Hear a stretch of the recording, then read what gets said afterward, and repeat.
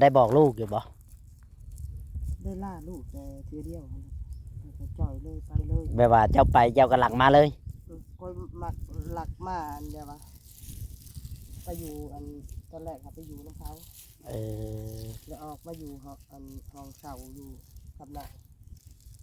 แล้วก็นี้มาเลยแบบว่าเอื้อยน้องเอื่อยนี่นะเอื่อยไปแล้วกันเอาเอื้อยเจ้าฮู้จักอยู่บ่เอื้อยเจ้าพอฮู้จักอยู่บ่รู้จักเอาก็คือบ่ให้เราติดต่อแบบนั้นแบบนี้แบบว่าเขาบ่อยากชนเราแล้วกันครับแบบว่าบ่สนใจโดยบ่คือเฮาเนาะแบบว่าเขาก็ครอบครัวเขาไปหาเองนะเออ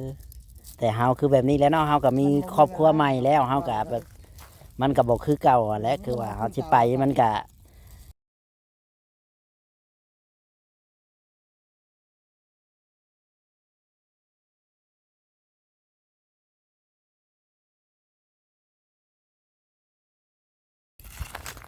อืมลูกไอ้ลำอยู่ประเทศไทยแล้วก็มีมาอยู่บ้านนี่กับลูกเราก็จนใหญ่เป็นสาวเลย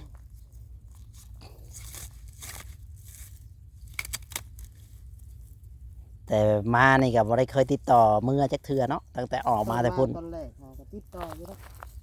บันเทิงไปแล้วก็ห่างเหินไปนะลืมบ่แม่นว่าลืมเนาะเฮาก็บ่ได้คอยมีเวลาแม่ว่าไปก็อยู่ต่างคนต่างไปแหละนะ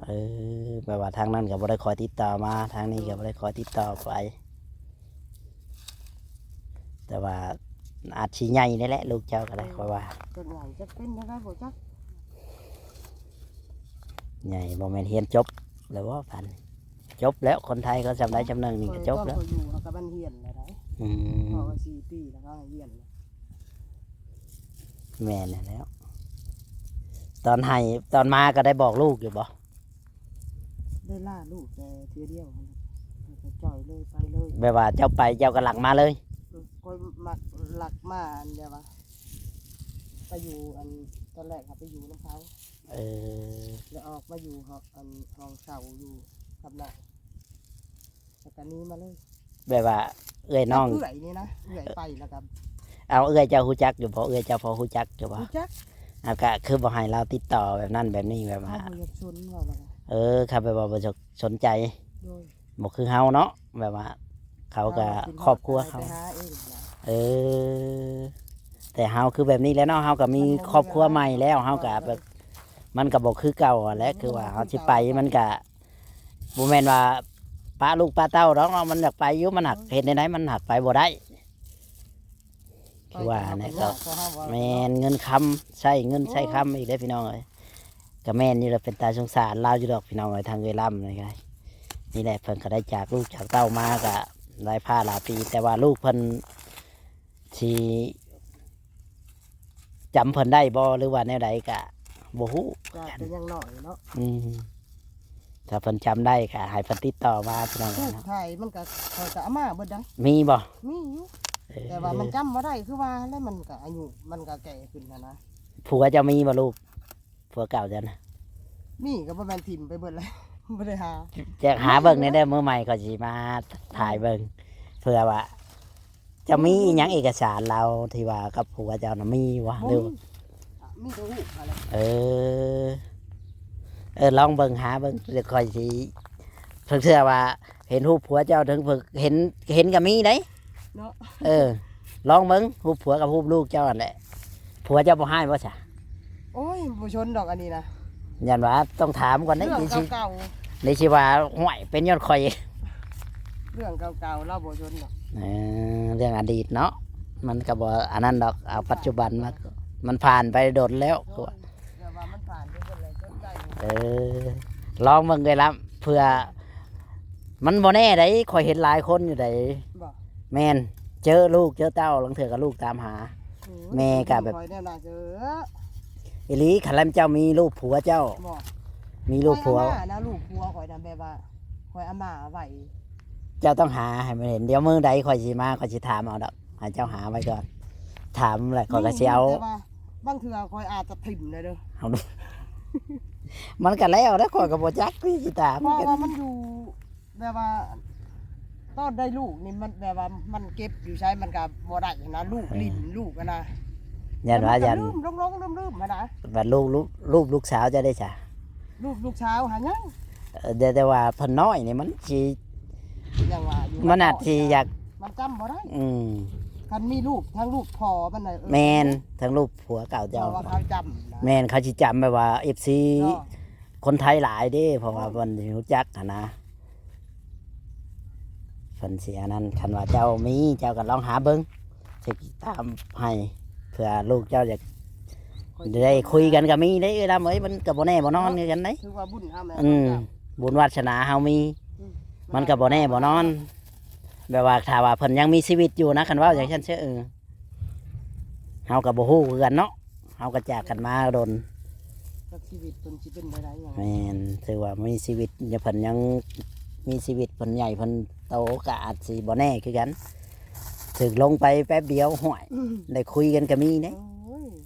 นั่นน่ะสิซ้ำคอยได้อันเงินก้อนหนึงก้อนใหญ่ๆด้วย บ่ค่อยเห็นหลายคนอยู่ค่อยก็เคยอันนั้นอยู่เคยเขาให้ตามหาอยู่ค่อยก็เคยเจออยู่ บ่ หั่นนะแต่ว่ามันต้องมีรูปมีฮู้จักที่อยู่ เนาะ แบบ ถามตัวเอง ชัดเจนน่ะนะเฮาก็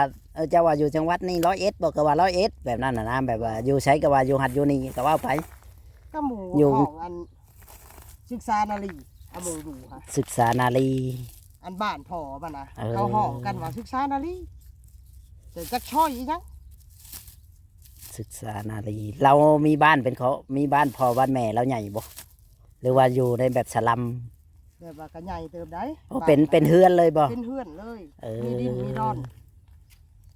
อันอยู่ค่ะ อยู่ศึกษานารีศึกษานารีแต่เอลำบ่ฮู้จักว่ามันอยู่จังหวัดหยังอยู่เขตใดนะเขตมณฑลบ่หรือว่า ในกรุงเทพอันนี้ก็ยังบ่ฮู้ ยัง เลยมันเลยบ่ยังมันยังงงๆอ่ะนะศึกษานารีนี่มันก็ล่าอีกกันนะเวลาเฮ้ย มันก็หลายศึกษานารีเนาะ จักนาลีใช่ห่วยมันบ่ฮู้ได้คันเจ้าว่าฮู้จักว่าจังหวัดนั้นจังหวัดนี้มันก็รู้สึกบ่เจ้าคันเจ้ามีรูปพอของลูกเจ้าอาจสิบ่แน่คือกัน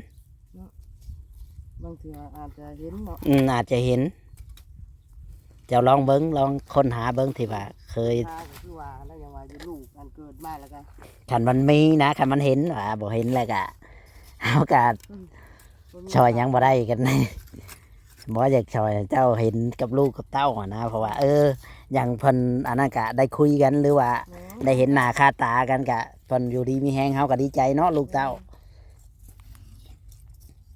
นี่แหละทางเวลาก็ก็มาอยู่บ้านนี่ก็เท่าไรปีแล้วเราก็ได้ หลายปีแล้วได้เจอกับพอยนอนนี่ก็มาอยู่บ้านมีตั้งตัว อยู่กับผัวใหม่จะนี่จักปีอยู่ในกรุงเทพหรือว่าได้แหละมารถบ่ ได้2 เดือน3 เดือนนี่แหละ ได้2 เดือน3 เดือนแล้วก็พากันมา มา อืม มาแล้วก็ให้เพิ่นมาห้องมาคอนี่ได้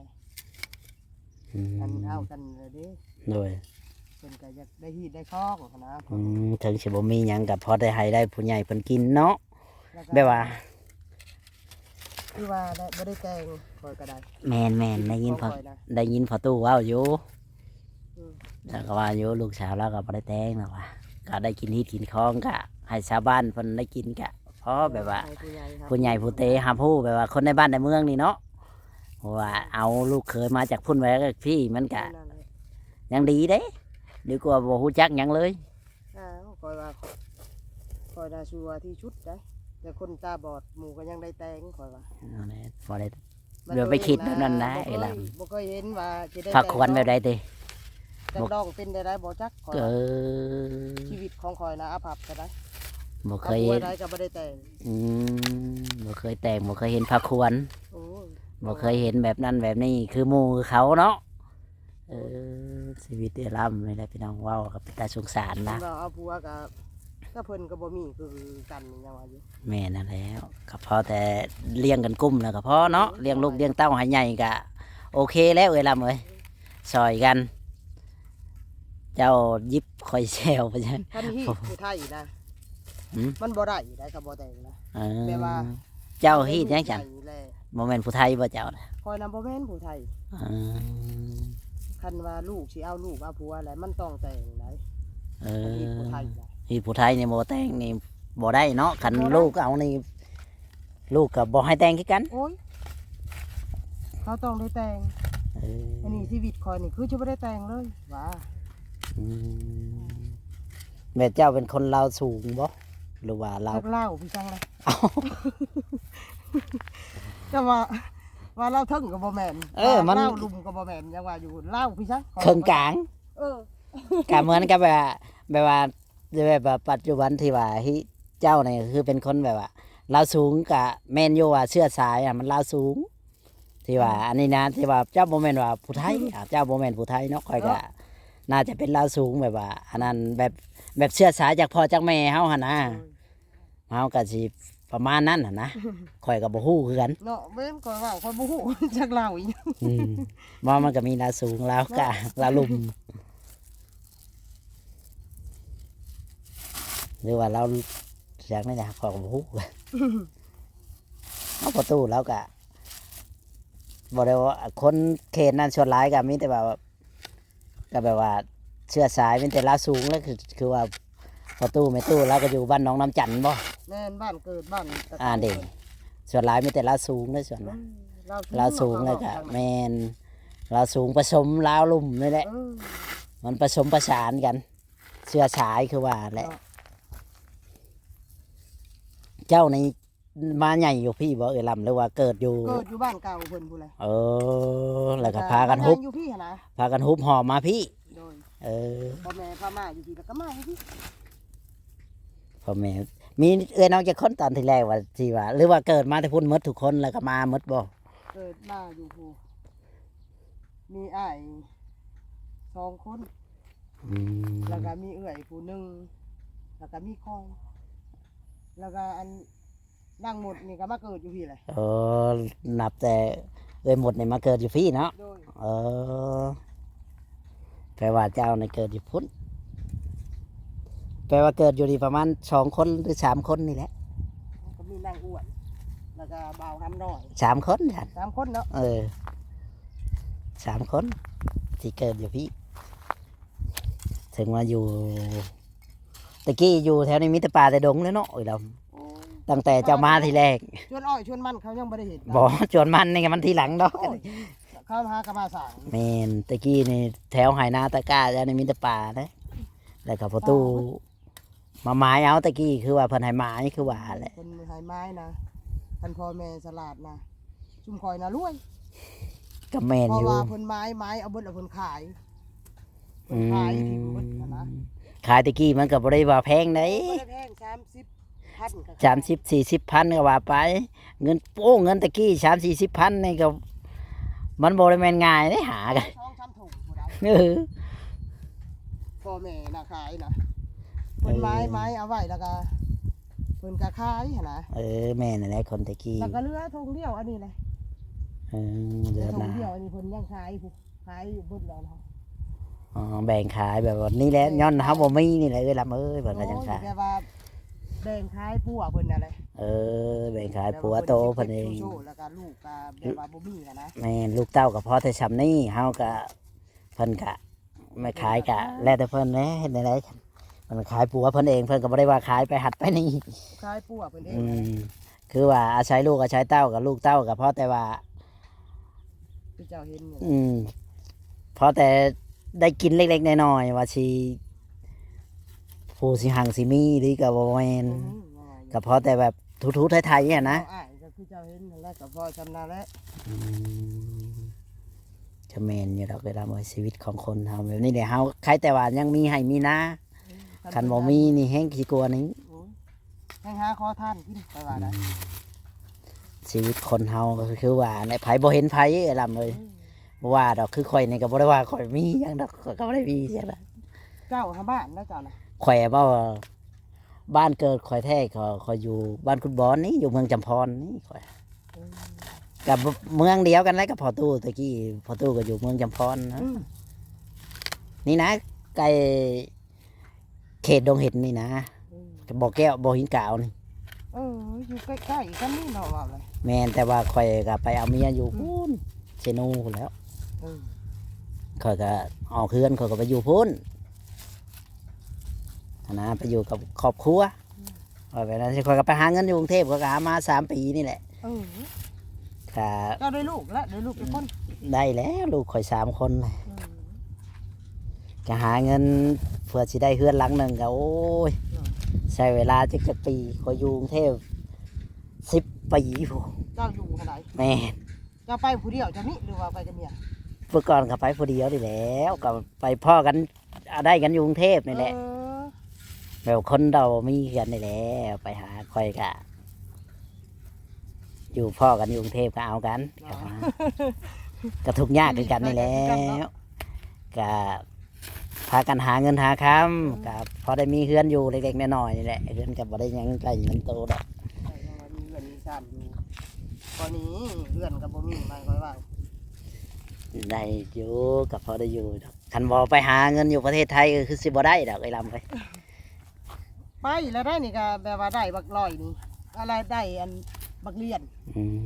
ม พากันนั้นไปหอบไป ตัวเองประเทศงานกระทูกอะไรข้างเลี้ยงลูกหน่อยก็เลยมา มันบ่เห็นงานบ่เต็มที่เนาะมันเลยแบบอันนั้น ทางเลี้ยงลูกแน่นะ เพันให้เท่าไหร่นะ เพิ่นให้6,000แล้วก็ 6,000 ทางล่างถ้วยล่างจานให้หมูทางเลี้ยงลูกทางเช็ดรถ เอ โอ้ อย ก่อนว่าคือถูกยากกะลี มัน6,000บัตรขาเลี้ยงลูกค่าห้องก็บ่แม่นเช่าอีกบ่จัก อยู่น้ำเพิ่น เออบัตรผัวจะได้จ้ะ แต่พัวก็เฮ็ดน้ำกันนั่นแหละ ผัวก็6,000คือกัน พัวฮะพัวน่ะ6,000คอยนำบ่ฮอดดอก6,000หาลืม อืม 4,000 9,000เอ้ย10,000 2 คนผัวเมีย10,000มันก็ บ่พอแล้ว ดอกคอยนะแล้วก็มาว่าจะหาเงินเฮ็ดเฮือนเฮ็ดชานนี่แหละ เออ ก็เลยตัวเองหาบ่ไหวหั่นนะ อืม ทางเลี้ยงลูกทางเฮ็ดงาน แม่นั่นแหล้ววันลูกเขามันยังน้อย มันก็ลำบากคือว่าแหละเลย เนาะแล้วก็มาแล้วก็ได้อันลังกะชีอันมุ้งเทียงอันนี้ก็เด้ อืม อันเทียงสีขาวหมากนี่ โดย แล้วก็ชื่อใส่ลังกะชีอันนั้นเลยเพราะนั่นเลยเอาเงินไปกรุงเทพนะ ไปตะกี้นำบ่ได้เลย บ่ได้ ตอนไปแต่เลยตะกี้นำบ่ได้ได้ กันน้อยหั้นนะแบบว่า โอ้ ส่งมาให้พ่อให้แม่ก็กินเบิดคือว่าแล้วยังไง กะแมนอยู่เฮาช่วงไอ้เพิ่นใช้อันนี้ ก็บ่ว่ากันแล้วกัน ตัวเอ นี่ งก็ยังน้อยหั้นนะ แบบว่าคือว่า แล้ว แหละ ก็ไม่ได้คิดจะได้เพียงว่า แมน มาแต่ให้พ่อให้แม่แล้วก็ชื่ออยู่ชื่อกินเบิด ตอนที่แรกเฮาก็ยังบ่ได้คิดหยังแล้วเฮายังบ่ ข้าวยังบ่มีครอบครัว แมนเฮายังบ่ได้อันนั้นบัดเฮามีครอบครัวแล้วเฮาก็คิดแล้วบัดนี้ ทางความคิดเฮาก็บ่มีคือเขาแบบว่า โดย ทางเขาอันอยากได้นะเขาได้แต่เป็นเช้าพุ่นเห็นใจเขา แม่น่ะแล้ว มันอยู่ที่คนนี่กันได้ล่ำเลย เข้าแล้วก็ บ่ได้ว่า สำหรับผู้บางคนหามุดครอบครัวไปก็ยังบ่ได้ก็มี ยังว่าอยู่ แบบว่าได้แต่พอกินนะบ่ว่าดอกว่าบ่ได้เลยก็ได้แต่พอกินแต่แบบ ก็ได้แต่พอกินคือว่า พอแต่ได้เลี้ยงลูกเลี้ยงเต้าก็มาก็คือกันคือเก่าหลายคนอยู่ดอกบ่ว่าไผดอก คือว่าแม่นอยู่ก็เฮ็ดคือกันงานก็ อยาก ได้ ได้ได้ หือ ว่าคือแนวนี่ฮะอยากได้ว่า แม่นอะไรมันก็หมดยุคหมดสมัยอยู่แล้ว เจ้าเพิ่นบ่ได้เลยเด้ เลยมันก็บ่เถื่อมันแฮ โอง กาสไปหาเลยเด้ เจ้า โอกาสมันก็มีน้อยแม่นของเจ้าอยู่ มันบอกคืออันนั้นเฮาเด้ตอนอันนั้นอันนี้ก็แม่นอยู่มันไปได้อยู่แต่ว่าลูกเต้าเฮาบัดหลายบัดนี้จักสิป้านํผู้ใด ก็ยากว่าว่า สิไปป้าให้พ่อตู้แม่ตู้กับเพิ่นก็เฒ่าแก่แล้วบ่ได้ดอก โอ้ย เอาเพิ่นเอาบ่ไหลไหวดอก ตั้งแต่อนาเพิ่นก็ยังบ่เลี้ยงนะเอาอีโพอีเบอีเขาลาดเลี้ยงลูกเลี้ยงคอยนะ แม่นอยู่เลี้ยงคู่มือนี่มีแต่คนเฒ่าได้ลูก แม่นครับว่า บ่ว่าบ้านใดได้ล่ะเอ้ย โอ้ ไม่ว่าอยากได้ย้อนอยากได้นี่แหละเห็นอะไรป้าลูกป้าเต้าป้าลินป้าเหือนป้าชานป้าพ่อป้าแม่ไป เพิ่นเลี้ยงเป็นใหญ่ อืม อันดูกันนางหมดอันนี้เราเลี้ยงอันร้านหาเลี้ยง2คนเลี้ยงอัน2ลูกเอื้อยเพิ่นก็เลี้ยง แต่ แล้วก็ลูกน้องนี่เพิ่นก็เลี้ยง เขาไปใช้หมดแหละเขาไปทำงานบ่ เอาเขาไปทำงานนั่นแหละ อืม แต่ลูกคอยนะเพิ่นบ่ได้เลี้ยงนะบอกให้เพิ่นเลี้ยงเพิ่นก็บ่เลี้ยง อืม เพิ่นมีโอกาสเฮาอยากไปกับผัวเมียนะ โดย เพิ่นว่าบ่เลี้ยงเพิ่นว่า ฉันว่าลูกเจ้าบ่หลายคนเจ้าฮุบไปเห็นงานชอกงานสวนก็ได้อยู่ได้แล้วไหมแต่ว่ามีโอกาสว่าตอนนี้ก็ได้อยู่เฮายังมีเหือมีแฮงพากันไปจักปีจักใดก็พอได้ใช้ ฮะ คอยให้ชุดที่จะไปราคาน้ำพอน้ำแม่ แม่นั่นแหละคันว่าบ่ค้าน้ำลาวก็ อุ้ย คันว่ามีคนเบิ่งดูแลแทนเจ้าน่ะก็พอไปได้คันว่ามีคนเบิ่งว่า มีผู้เบิ่งหั้นนะ ขันเจ้าไปก็มีแต่เจ้าเป็นเสาหลักคอยว่าคอยเบิ่งนี่จากคาราคอยสังเกตในกับแมนอยูว่าคนอื่นก็เลี้ยงคือกัน แต่บ่ชำเจ้าอะนะคิดว่านะ คนอื่นก็สิบ่ชำเจ้าดอกคอยคิดว่า คอยอยากไปคอยก็ยังไปได้ แต่ว่าค่าน้ำพอแม่ ไปได้อยู่ลูกเจ้ากันใหญ่แล้วไปก็เฮ็ดงานชอกงานชวนไปอย่างชั้นแหละ เนาะ มันได้อยู่เงินนะคันว่าเฮามีโอกาสว่าอย่างชั้นเสือ มันบ่ให้โอกาสเฮาดอก แม่น ผู้มื้อนี่แห้งกระติกเฮาอยากติ้งไปทางไหนก็บ่ได้ ตอนเฮาบ่มีโอกาสสิซื้อเฮ็ดนะ มันได้อยู่เพราะว่าคูเมอร์นี่เขาก็รุ่นเดียวกับเจ้าคอยเห็นคนแถวบ้านคอยนี่แหละก็เขาก็ยังไปเขาก็ 2-3 ปีก็ พอได้เงินนี่แหละคือเจ้าก็มีลูกแบบนี้แหละกับลูกก็ใหญ่แล้วมันก็บ่ดื้อเลยให้งานสองงานชวนว่าได้เงินใช้นํคือว่าแหละคันเฮาดูเฮามันว่าเฮ็ดหยังก็ได้ เพิ่นไป อยู่ใช้ก็ได้ อืม